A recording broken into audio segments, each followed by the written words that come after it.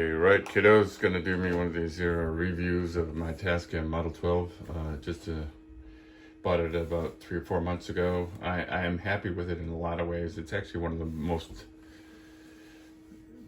positively useful items I've ever bought right out of the, when I got it. Sometimes it takes a while to get used to something or whatever, but this was very useful. But it does have a few flaws. So I'm going to go over that. I've had some syncing issues with it, and the fact that the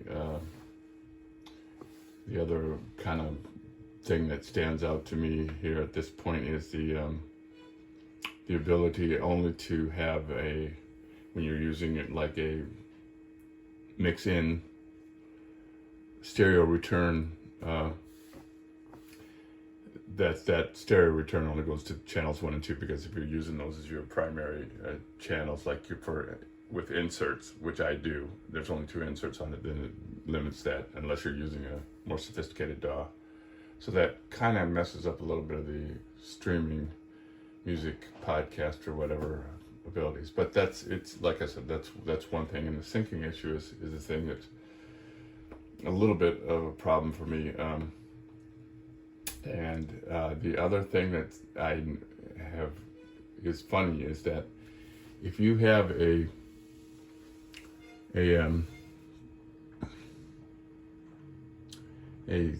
SD card in, and now there may be a solution to this. I'm not sure if it automatically loads the song or not, but I had an SD card in and I had created some songs, and you can't unload a song. You can load a different song, which unloads one song. The problem is if you're using your computer and you have some audio that you can use as backing track or music with it from a DAW or whatever it is, inevitably you run into some issues where you open a file that is in a different sample rate. And it sounds simple to say, just change the sample rate, but it's not that simple in a lot of cases. And so what happens is that it will not resync, because it only will sync to the sample frequency of the loaded song. And what a lot of people who are musicians may find out is that while they commonly record it in 44.1, if you do stream music, many of the sites say stream in 48K, because it's what is common for video. So you do often end up in this situation where you have a song created in a DAW that you may be using to play back audio, and you load it up and it's in 44.1 and you're streaming in 48K, and the only thing you can do is reload another song. So I set up a dummy songs to do that. The thing is it sometimes doesn't work. It sometimes does not resync to the new one.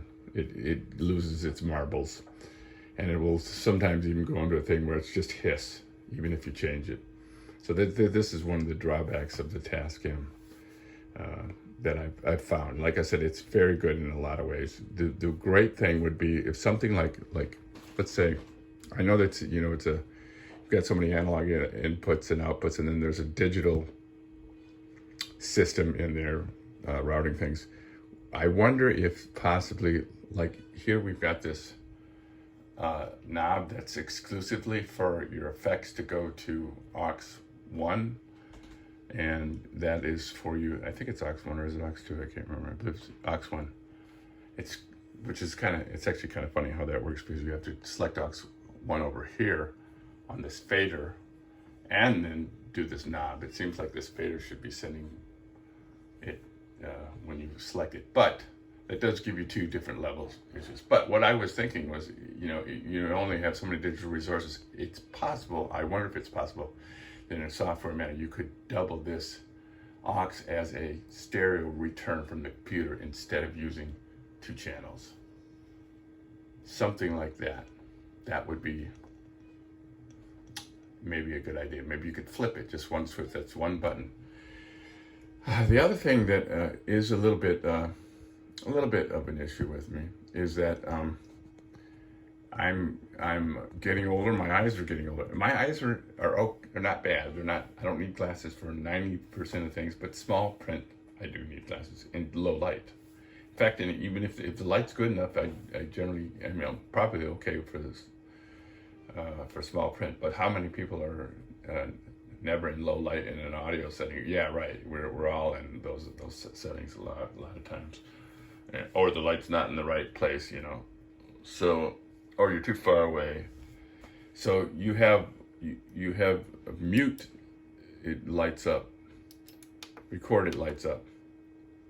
I would like to see it light up for these switches here. These are some switches that you may switch in and out during the course of something. With something like this, low cut and these input switches here, you generally only use that before a song. You're not going to do that in the middle of a song or a performance. So you just look up there, and if you have to take a minute longer, you know, it's only 2 items, you know. But here, sometimes you have to do this quickly, and it is very hard to tell whether it's, you know, in low light, or if you're a little further away, it's hard to tell if one is in or out. They're very small buttons. It would also may have been better if they were of a little contrasting color. Over here they're contrasting, over here they're not contrasting. But, you know, like I said, if you had the LEDs like you do in these others, that would solve the problem. But otherwise, like I said, I'm extremely happy with it in a lot of ways. Again, that 2-channel going back to here, because sometimes I make a recording or do something like that, and then I need to change up and monitor something, go back and quickly do it. So I'm always flipping these 2 switches. I'm afraid I'm going to wear them out, you know, quickly. So like I said, it would be nice if I had a stereo return, that it doesn't have anything else but a volume. Stereo return. I could, and maybe you could, you know, switch off the resources for one of these other things to be that when you need to have that. Oh, another thing, I will, another heads up, yeah. The Footswitch, there's a Footswitch, which is a stereo TRS, so it has 2 Footswitch options. It seems I've used other stuff that has the stereo, but it'll work with a mono. This won't work with a mono. You know, one switch, you can't plug one switch into. You have to have a splitter to use any of them. So if you only want to use one switch, you got to get a splitter. So that it's something that you end up having to get. And I had plenty of switches, and like I said, I couldn't use just one, and all I wanted to use was one, so it would not work. The Footswitch for just one switch without me getting a stereo, a splitter, or a TRS splitter, you know, which is female input. So the other thing was that, so when I went to doing this, I have I think it's what might be called a latching switch, which I had actually used with my previous mixer, which was a Mackie FX10 version 3, Mackie 10 FX version 3. And the latching switch, it's one of these with the, you know, the kind of crunchy button. You know, these types of buttons, I don't see it sitting right here where I can highlight it, but those types of buttons right there. And it, you know, I think it's latching. Well, even though it worked with my Mackie, it would not work with this Tascam.